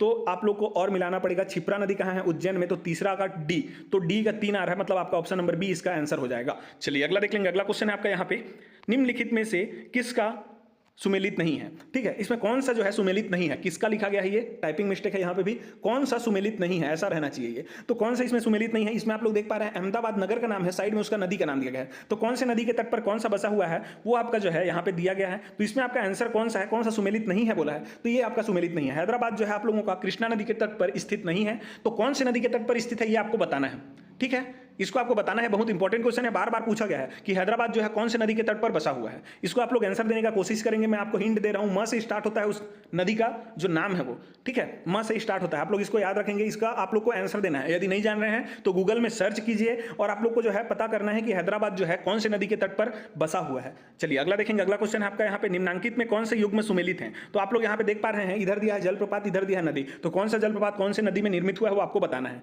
तो आप लोग देख पा रहे हैं जोग जलप्रपात, आप लोग देखते हैं कि ये जो है पूरे भारत का सबसे ऊंचा जलप्रपात है, ठीक है। फिर शिव समुद्रम जलप्रपात जो है आपका, ये आप लोग देख पा रहे हैं कावेरी में दिया गया है, कावेरी नदी में। तो इसमें जो है आप लोग का 2 और 3 मिला हुआ है। जोग जलप्रपात आपका शरावती में है और आप लोगों का शिव समुद्रम जलप्रपात आपका कावेरी नदी में है। लेकिन आपका जो कपिलधारा जलप्रपात है ये गोदावरी में ना रह गया, आपका किस में है, तो नर्मदा में है, नर्मदा नदी में, ठीक है। तो इसका आंसर क्या हो जाएगा, 2 और 3 इसमें सही सुमेलित हैं। तो कौन कौन सा 2 और 3 सही सुमेलित है, मतलब ऑप्शन नंबर B इसका सही हो जाएगा। 2 और 3 इसमें सही सुमेलित हैं। चलिए अगला देखेंगे। अगला क्वेश्चन है आपका यहाँ पे, वेम्बनाड झील है, तो वेम्बनाड झील कहाँ स्थित है, कौन से राज्य में स्थित है। तो इसको आप लोग याद रखेंगे, कौन से राज्य में है, ये केरल राज्य में है। और इसको मैं आपको बताना चाहूंगा, ये जो है आप लोगों का लैगून झील का उदाहरण है, लैगून झील। और लैगून झील क्या होता है उसको भी मैं आपको बताऊंगा यहाँ पे। लैगून झील किसे बोलते हैं, मान के चलिए भारत हम लोग देखेंगे तो प्रायद्वीपीय भारत कुछ आप लोगों का ऐसा है, ठीक है, ऐसा आप लोग देखेंगे, ऐसा करके कुछ ऐसा है, ठीक है।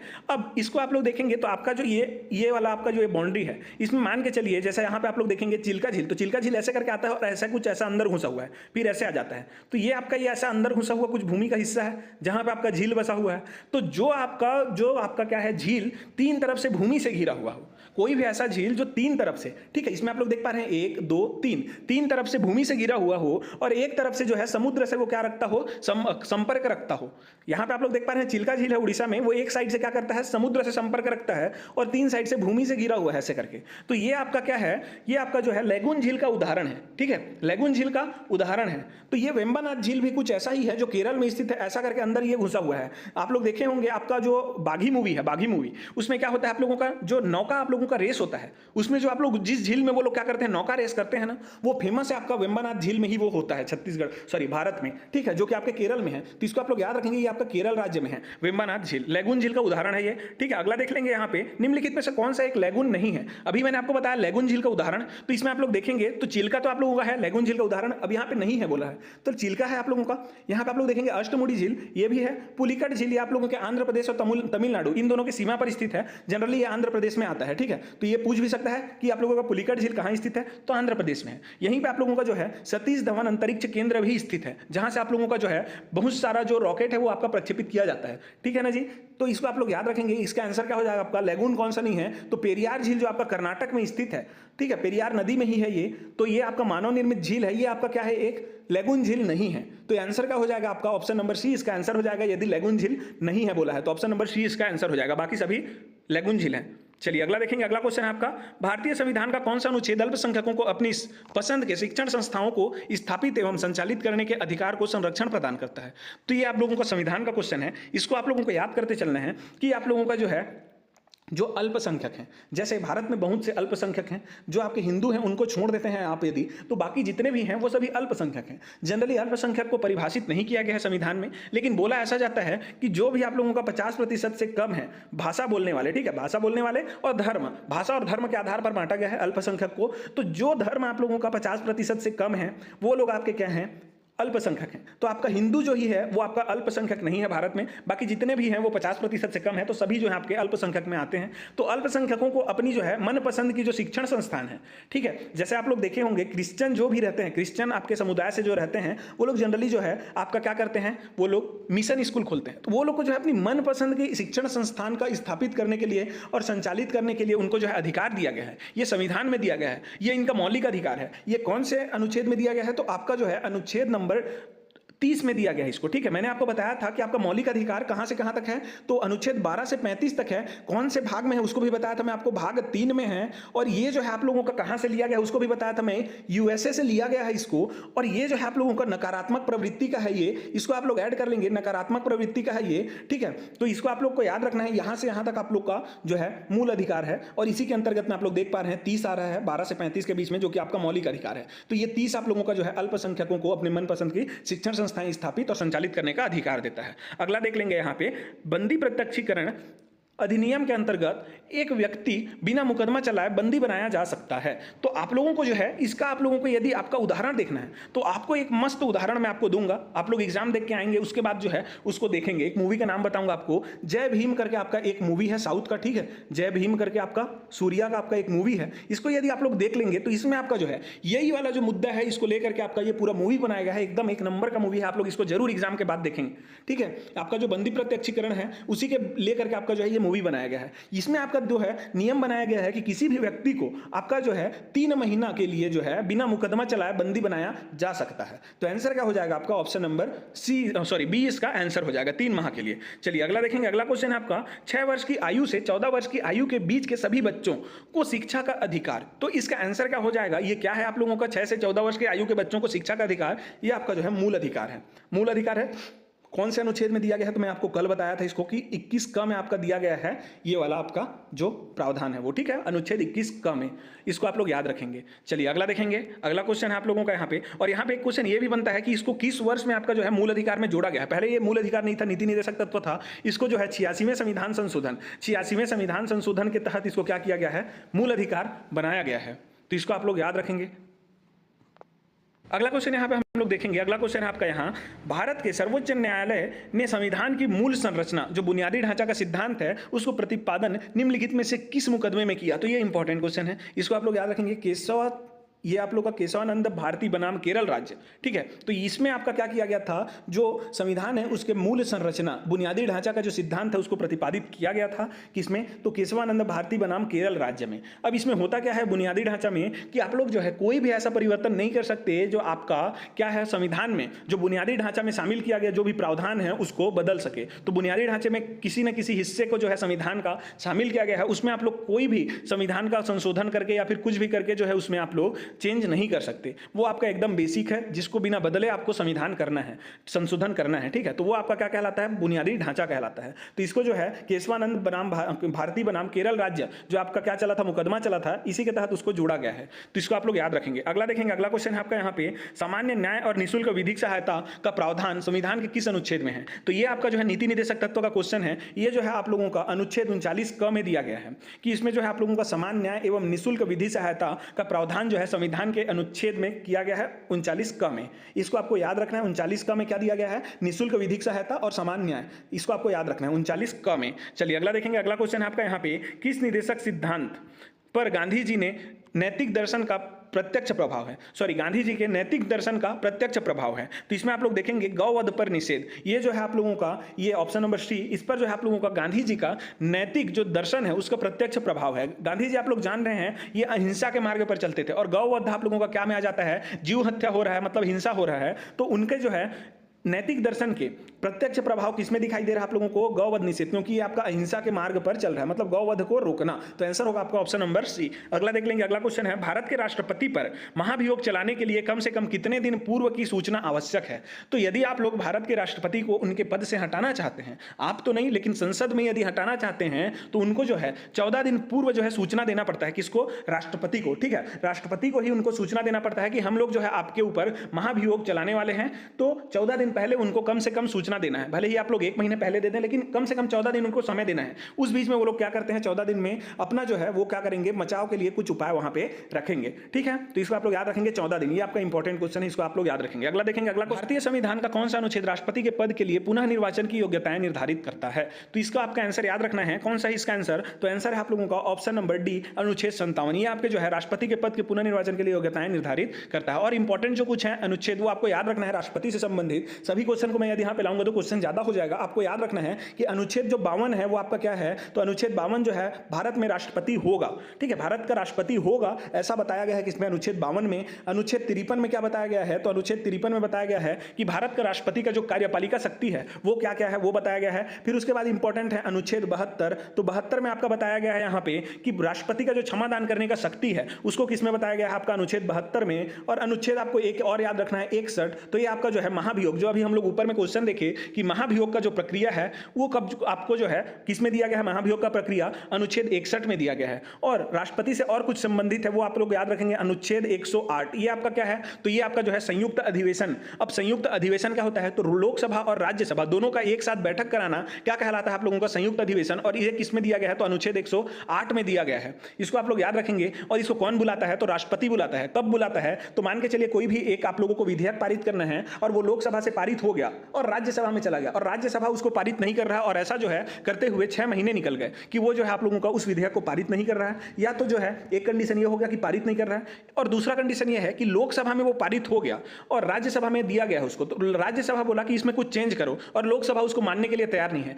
तो ऐसा कुछ कंडीशन आता है कि आपका जो है विधेयक पारित नहीं होते रहता है। तो क्या करता है आपका जो राष्ट्रपति है वो अनुच्छेद 108 के तहत उसको शक्ति दिया गया है, वो संयुक्त अधिवेशन बुला सकता है, दोनों को साथ में बिठाएगा और उस विधेयक को क्या किया जाएगा, डिस्कशन किया जाएगा उस विधेयक के ऊपर और उसको पारित या फिर खारिज किया जाएगा, ठीक है। तो इसको आप लोग याद रखेंगे। और अगला आप लोगों का आता है अनुच्छेद 112। तो अनुच्छेद 112 किससे संबंधित है, तो आपका जो बजट है उससे संबंधित है, इतना बस याद रखें। और अनुच्छेद 123 एक तो इंपॉर्टेंट है आपके लिए, अनुच्छेद 123 ये आपका क्या है, तो अनुच्छेद 123 में आप लोग देखेंगे कि आपका जो है अध्यादेश जारी करने का शक्ति दिया गया है किसको, राष्ट्रपति को। जब आपका आपातकाल किया जाता है, आपातकाल जो है आता है एकदम अचानक से, कोई भी आकस्मिक आपको नियम बनाना पड़ता है, ठीक है। जैसे कोरोना काल आया, कोरोना काल में आया अचानक से नियम बनाना पड़ा। उस समय क्या हुआ, कोई भी एक सत्र उस समय उपस्थित नहीं था, सत्र नहीं चल रहा था। मान के चलिए लोकसभा का सत्र चल रहा है लेकिन राज्यसभा का सत्र नहीं चल रहा है। उस केस में क्या होगा, कोई भी विधेयक को पारित होना है तो लोकसभा राज्यसभा दोनों से पारित होना पड़ेगा, लेकिन एक तो सत्र में नहीं है। तो उस केस में वो क्या करता है, आप लोगों का जो राष्ट्रपति रहता है वो अध्यादेश जारी करता है। तो जो अध्यादेश जारी करने का जो शक्ति रहता है वो किसमें दिया गया है, अनुच्छेद 123 में दिया गया है। तो इसको आप लोग को याद रखना है। चलिए अगला देखेंगे। अगला क्वेश्चन है आपका यहाँ पे, यदि भारत के राष्ट्रपति के चुनाव में कोई विवाद हो तो उस विवाद को सौंपा जा सकता है, किसे सौंपा जाता है, उसका जो निवारण है वो कौन करता है, तो भारत के जो सर्वोच्च न्यायालय है उसको सौंपा जाता है और यही उसको क्या करता है, निवारण करता है। इसको आप लोग याद रखेंगे। भारत का सर्वोच्च न्यायालय, राष्ट्रपति हो या फिर उपराष्ट्रपति, दोनों के भी चुनाव में, दोनों के चुनाव में कोई भी विवाद यदि उत्पन्न होता है तो उसको जो है भारत के राष्ट्रपति को, भारत के जो सर्वोच्च न्यायालय है उसको सौंपा जाता है ये मामला आपका, ठीक है। चलिए अगला देखेंगे। अगला है आप लोगों का, निम्नलिखित में से कौन सा भारत के राष्ट्रपति के निर्वाचन हेतु निर्वाचक गण में सम्मिलित नहीं है। तो भारत का जो आपका क्या है राष्ट्रपति है उसका निर्वाचन जो है अप्रत्यक्ष तौर पर किया जाता है। हम लोग क्या करते हैं, कोई भी आपका जो लोकसभा का सांसद रहता है या फिर राज्यसभा का लोकसभा का जो सांसद रहता है उसी को हम लोग डायरेक्टली प्रत्यक्ष रूप से निर्वाचित करते हैं। लेकिन आपका जो है लोकसभा को भी हम लोग निर्वाचित करते हैं, उसके पश्चात आपका राज्यसभा है वो भी अप्रत्यक्ष होता है, और आपका जो राष्ट्रपति है उपराष्ट्रपति इन सब का निर्वाचन अप्रत्यक्ष तौर पर किया जाता है। तो इसमें कौन कौन शामिल रहते हैं आपके राज्यपति का आपका जो चुनाव होता है उसमें, तो इसमें आपके जो है लोकसभा के निर्वाचित सदस्य रहते हैं। आपको यहाँ पे ध्यान देना है, निर्वाचित सदस्य, मनोनीत नहीं, निर्वाचित।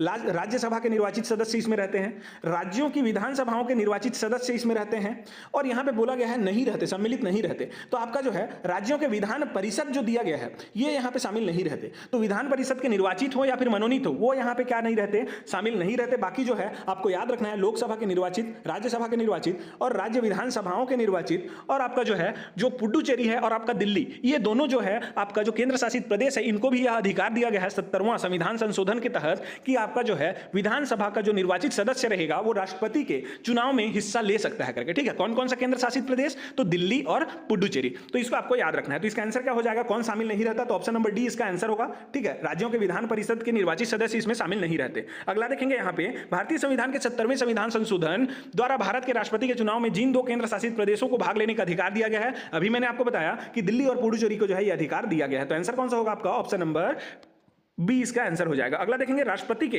उम्मीदवार के लिए क्या आवश्यक नहीं है। तो मान के चलिए आप राष्ट्रपति के पद के लिए क्या कर रहे हैं, उम्मीदवार हैं, तो उसमें आपका जो योग्यता है वो क्या क्या रहना चाहिए, तो उसका योग्यता आपका क्या क्या रहना चाहिए उसको आपको याद रखना है कि 35 वर्ष का आयु पूर्ण हो, उसके बाद सांसद चुने जाने की योग्यता रखता हो, उसके बाद वो देश का नागरिक हो। ये तीनों जो है आवश्यक है। यहाँ पे आवश्यक नहीं है बोला है, तो पढ़ा लिखा ना हो तो भी से चलेगा आपका राष्ट्रपति, लेकिन ये तीनों होना चाहिए। सबसे जो ज्यादा रिक्वायरमेंट है वो है पढ़ा लिखा, लेकिन इसी को शामिल नहीं किया जाता। तो इसका आंसर आपका क्या होगा, ऑप्शन नंबर बी। ये क्वेश्चन फंसाया जाएगा आपको एग्जाम, इसको आप लोग याद रखेंगे। ऐसा क्वेश्चन देगा तो बहुत लोग जो नहीं पढ़े हैं वो क्या हो, किसको टिक करके आएंगे, तो ऑप्शन नंबर बी को टिक करके आएंगे। लेकिन ये इसका जो है क्या है, पढ़ा लिखा हो, ये आपका जो है आवश्यकता नहीं है। बहुत लोग इसको आवश्यकता है करके टिक करेंगे, लेकिन ये नहीं है। ठीक है, पढ़ा लिखा होना जरूरी नहीं है राष्ट्रपति के लिए। अगला देखेंगे, अगला है आपको यहाँ पे भारत के इतिहास से संबंधित। दयानंद सरस्वती निम्नलिखित में से किस मिशन के संस्थापक थे। तो कौन से मिशन के संस्थापक थे, तो वो थे आपके आर्य समाज के संस्थापक। कब किया इन्होंने, तो आपका जो है कब किया था, तो 1875 में इन्होंने आर्य समाज की स्थापना की थी। अगला देखेंगे, अगला क्वेश्चन है आपका यहाँ पे, किस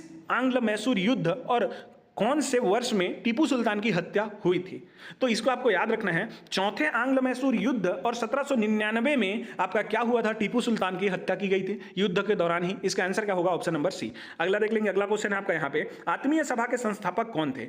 तो आप लोग जान रहे हैं कि आपका जो है क्या, ब्रह्म समाज। तो ब्रह्म समाज जो है उसका स्थापना किसने किया था, तो उसका स्थापना किया था राजा राम मोहन राय जी ने। कब किया था, तो 1828 में किया था ब्रह्म समाज को। इससे पहले वो क्या कर चुके थे, आत्मीय सभा की स्थापना कर चुके थे। कब किए थे, 1814 ईस्वी में उन्होंने आत्मीय सभा का स्थापना किया था। किसने, तो राजा राम मोहन राय जी ने। तो ये दोनों जो है आत्मीय सभा और ब्रह्म समाज, ये दोनों को जो है किसने किया था, राजा राम मोहन राय जी ने स्थापना किया था। इसको याद रखेंगे आप लोग। अगला देखेंगे, घटनाओं को कालानुक्रमिक क्रम में व्यवस्थित करें। मतलब जो पहले हुआ है उसको पहले रखना है, बाद में हुआ उसको बाद में रखना है। तो यहाँ पे आप लोग देखेंगे आपका संथाल विद्रोह आपका 1855 आसपास में हुआ है। उसके बाद आप लोग देखेंगे नील विद्रोह, तो 1800 आपका कितना 59 आसपास में हुआ है। ये बिरसा मुंडा का 1899 लगभग में हुआ है। ठीक है, इसी सन आसपास में। और चंपारण ने आप लोग देखेंगे तो 1917 में हुआ है। तो इसको आप लोग यदि जमाएंगे क्रम से तो ये आपका हुआ 1859 है। ठीक है, 1855 फिर 59 फिर 99 फिर आपका 1917। तो 1 2 3 4 इसका क्या हो जाएगा, आंसर होगा। तो देखेंगे 1 2 3 4 ऑप्शन नंबर ए में है, तो ये आपका आंसर हो जाएगा। अगला देखेंगे, अगला है आपका भारतीय राष्ट्रीय कांग्रेस का सितंबर 1920 कलकत्ता में जो विशेष अधिवेशन आयोजित किया गया था और जिसमें असहयोग आंदोलन का प्रस्ताव पारित किया गया, उसके अध्यक्ष कौन थे। तो देखिए आप लोगों का जो है 1920 में क्या किया जाता है, असहयोग आंदोलन के लिए प्रस्ताव पारित किया जाता है। तो उसके लिए जो है भारतीय राष्ट्रीय कांग्रेस रहता है, उसका विशेष अधिवेशन बुलाया जाता है। एक रहता है वार्षिक अधिवेशन जो जनरली जो है प्रत्येक वर्ष होता है। ठीक है, वो निश्चित रहता है होना है करके। और किसी को जो है यदि अचानक से कुछ निर्णय लेना है तो वो लोग क्या करते थे, विशेष अधिवेशन मतलब विशेष बैठक बुलाते थे। तो उसका जो है विशेष अधिवेशन जो हुआ था 1920 में वो कलकत्ता में हुआ। इसकी अध्यक्षता किसको दी गई थी, तो लाला लाजपत राय जी को दिया गया था। इसको आपको याद रखना है, लाला लाजपत राय जी को जो है इसका अध्यक्षता दिया गया था, जो कलकत्ता में 1920 में विशेष अधिवेशन हुआ था उसका। किसका, तो भारतीय राष्ट्रीय कांग्रेस का। ठीक है, इसी में आपका क्या किया गया था, आपका असहयोग आंदोलन का जो प्रस्ताव है उसको पारित किया गया था। चलिए अगला देखेंगे, अगला क्वेश्चन आपका यहाँ पे, भारतीय सेना की प्रथम महिला सुबेदार सूबेदार किसे बनाया गया है? तो ये आपका जो है भारत का हम लोग का करंट अफेयर स्टार्ट हो रहा है। और मैंने कल आपको इसको बताया था कि भारतीय सेना में आपका जो है पहली महिला सूबेदार किसे बनाया गया है। तो मैंने आपको जब यूपीएससी का अध्यक्ष के बारे में बताया था कल, प्रीति सूदन जी के बारे में, तभी मैंने आपको बताया था प्रीति रजक जी के बारे में। तो प्रीति रजक जी को क्या किया गया है? भारतीय महिला, ठीक है, भारतीय सेना की पहली महिला सूबेदार बनाया गया है। तो इसको आंसर आप लोगों का प्रीति रजक जी। चलिए अगला देखेंगे। अगला क्वेश्चन है आपका यहाँ पे, आर्मी मेडिकल सर्विस की प्रथम महिला महानिदेशक कौन नियुक्त हुई है? तो इसको देखिए, पहला जो आएगा ना, प्रथम वाला जो आता है वो बहुत इंपॉर्टेंट रहता है। इसको आपको याद रखना है कि आर्मी मेडिकल सर्विस, आर्मी जब भी आएगा आपका और मेडिकल सर्विस आएगा आर्मी के साथ में, तो इसमें आपका जो है पहली महिला जो महानिदेशक है उनका जो नाम पूछा जाएगा तो वो आपका क्या हो जाएगा? जनरल साधना सक्सेना। जनरल साधना सक्सेना को जो है अभी इस पद पर नियुक्त किया गया है। ये पहली महिला है, ठीक है, इस पद पर नियुक्त होने वाली। अगला देखेंगे। अगला क्वेश्चन है आपका यहाँ पे, आपका जो है सही जोड़ी मिलान करें। इसमें आपका दिया गया है लेफ्ट साइड में व्यक्ति का नाम और राइट साइड में उससे संबंधित कुछ भी, उसको आपको मिलान करना है कौन कौन सा सही है। तो राहुल नावलेकर जो है, नावरेकर, तो ये आपका क्या है? राहुल नावरेकर ये जो है आपके महाराष्ट्र के क्या है जी? आपके विधानसभा के अध्यक्ष हैं। जैसे छत्तीसगढ़ में अभी आप लोग देखेंगे विधानसभा अध्यक्ष कौन है? रमन सिंह जी हैं। तो वैसे ही महाराष्ट्र के कौन है? महाराष्ट्र के जो विधानसभा है उनके अध्यक्ष कौन है? राहुल नावरेकर जी। तो इसके जो है इनको किससे संबंध में? तो दल बदल कानून में पुनर्विचार समिति के अध्यक्ष बनाया गया है, ठीक है। तो दल बदल कानून में पुनर्विचार जो समिति है उसका अध्यक्ष किसे बनाया गया है? तो राहुल नार्वेकर जी को बनाया गया है, याद रखेंगे आप लोग। दूसरा आप लोग का दिया है पूनम गुप्ता। तो पूनम गुप्ता जी को क्या किया गया है? जो 16वें वित्त आयोग है उसमें संयोजक, जो आपका 16वां वित्त आयोग है जिसके अध्यक्ष कौन है? अरविंद पनगड़िया जी, ठीक है, अरविंद पनगड़िया जी हैं। ये 16वां वित्त आयोग है, इसमें जो है आपका क्या किया गया है? पूनम गुप्ता जी को संयोजक के रूप में नियुक्त किया गया है। इसको आपको याद रखना है, पूनम गुप्ता। तीसरा आप लोग देखेंगे जीआरआई। तो जीआरआई जो है एक क्या है आप कि एक जो है पैरा, मतलब कि आपकी जो है आप लोग जान रहे हैं दिव्यांग जो जन आते हैं में आती है ये जीआरआई जी।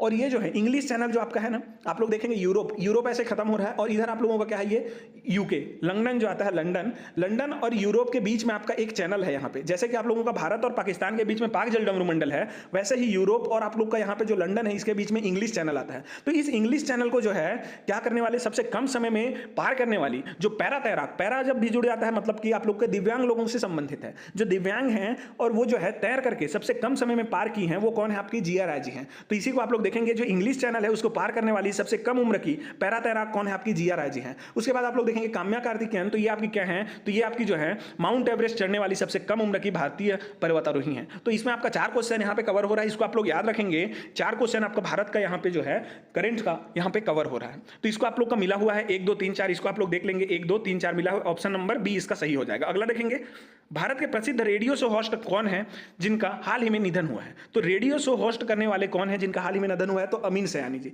इसको आपको याद रखना है, अमीन सयानी जो है ये रेडियो होस्ट हैं, ये जो है इनका अभी हाल ही में निधन हुआ है। अगला देखेंगे, भारतीय मूल की नासा की अंतरिक्ष यात्री कौन है जो अंतरिक्ष स्टेशन पर फंसी हुई हैं? ठीक है, ये अलग अलग है, पर फंसी हुई हैं। तो ये आप लोग देखे होंगे अभी हाल ही में जो है ये बहुत ज़्यादा ट्रेंड में चल रही है। यूट्यूब में भी आप लोग देखेंगे कि नासा के अंतरिक्ष यात्री के बारे में, तो इनका नाम जो है बहुत बार आप लोग देख चुके होंगे यूट्यूब में, सुनीता विलियम्स करके हैं। ये भारतीय मूल की हैं व्यक्ति, ठीक है, जो कि नासा के अंतरिक्ष यात्री हैं और ये जो है अंतरिक्ष स्टेशन में फंसी हुई हैं। आप लोग हाल ही में 1 2 दिन पहले देखे होंगे, जो आपका क्या आता है, ध्रुव राठी करके है कोई एक यूट्यूब चैनल, उसमें आप लोग देखे होंगे, इन्हीं के बारे में बताया गया है। ठीक है, तो इसको आप लोग याद रखेंगे। आपका सुनीता विलियम्स ये आपकी भारतीय मूल की नासा अंतरिक्ष यात्री हैं। ठीक है, चलिए अगला देखेंगे। अगला क्वेश्चन है आपका सही जोड़ी मिलान करें। इसमें आपको सही जोड़ी मिलान करना है, तो ये सही मिला हुआ है, इंद्रमणि पांडे है, ये इंद्रमणि पांडे है ऐसा करके है। ठीक है, अब समझ में नहीं आता है मेरा, इसमें जो टाइप करता हूं उसमें जो मात्रा है वो कैसे छिप जाता है।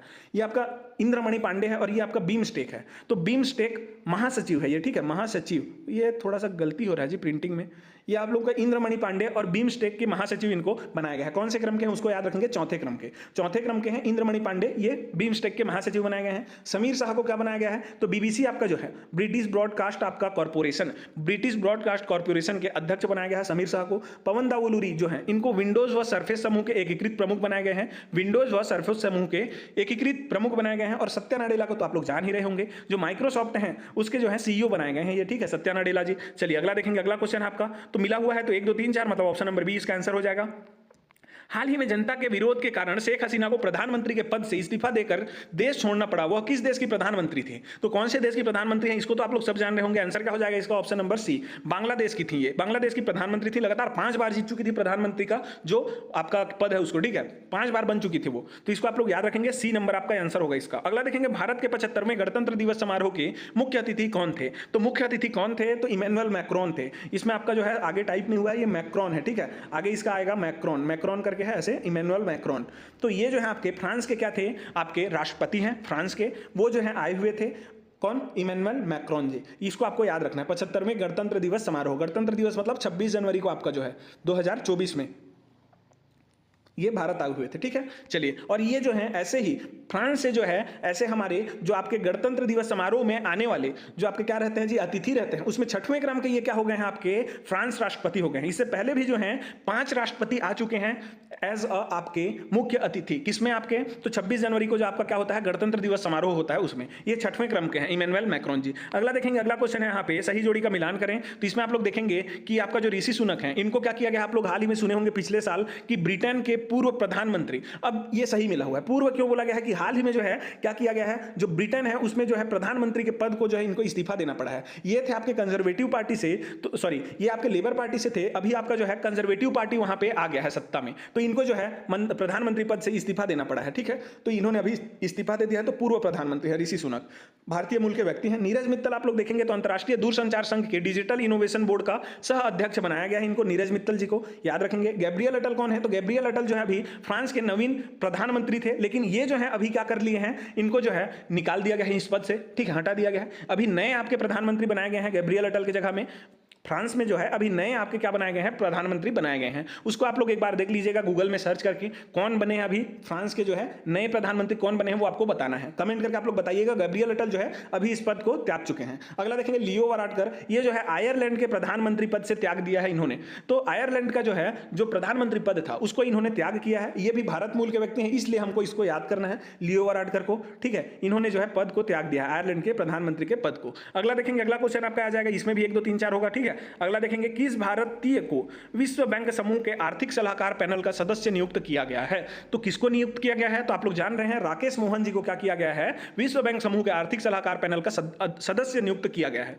ठीक है, सदस्य नियुक्त राकेश मोहन। अगला देख लेंगे, अगला क्वेश्चन है आपका यहाँ पे, टाइम्स मैगजीन में विश्व के 100 प्रतिभाशाली व्यक्तियों में कितने भारतीय व भारतीय मूल के व्यक्ति शामिल हैं। तो कितने हैं जी, तो इसमें है आपके 8 भारत के मूल के जो हैं 8 जो है व्यक्ति इसमें शामिल हैं। इसमें आपको याद रखना है जो मेन है, सत्या नडेला जी हैं, सत्या नडेला जी, आलिया भट्ट हैं, इसमें देव पटेल हैं। देव पटेल कौन, आपका जो स्लम डॉग मिलियनेयर मूवी आया था, अनिल कपूर और एक और हीरो थे देव पटेल, तो ये वही हैं। ठीक है, और आप लोग देखेंगे अजय बंगा जी, तो अजय बंगा जो है आपके वर्ल्ड बैंक के जो अभी वर्तमान में अध्यक्ष हैं, उनका नाम क्या है, वो अजय बंगा। तो ये भी आपके जो है इसमें शामिल हुए हैं 100 प्रतिभाशाली व्यक्तियों में। किसमें, टाइम मैगजीन के जो है विश्व के 100, मतलब विश्व में जो है 100 जो व्यक्ति हैं जो सबसे प्रतिभाशाली व्यक्ति हैं, उनमें जो है भारत मूल के इन 8 लोगों को इसमें शामिल किया गया है। ये 4 हैं, ठीक है, और 8 हैं कुल, और 4 लोग जो है उतने खास नहीं है, इन चारों को आपको याद रखना है। चलिए अगला देखेंगे, अगला क्वेश्चन है आप लोगों का यहाँ पे, तो ये था आप लोगों का आज का लास्ट क्वेश्चन। यहाँ पे हम लोग लगभग 100 से 110 क्वेश्चन आपका यहाँ पे हम लोग कवर किए हैं, जो कि आपके एग्जाम की दृष्टि से महत्वपूर्ण है। इस वीडियो को आप लोग जो है जरूर से एक बार और रिपीट कर लीजिएगा रात को सोने से पहले, ताकि कोई भी आपका जो क्वेश्चन है वो यहाँ से यदि आता है तो आप लोग का ना छूटे। ठीक है, यहाँ पे हम लोग एकदम इंपॉर्टेंट क्वेश्चन किए हैं, इसको आप लोग जरूर से देखिएगा और अपने दोस्तों में भी इसको शेयर कीजिएगा। चलिए, हमारे साथ अंत तक बने रहने के लिए आप सभी का धन्यवाद।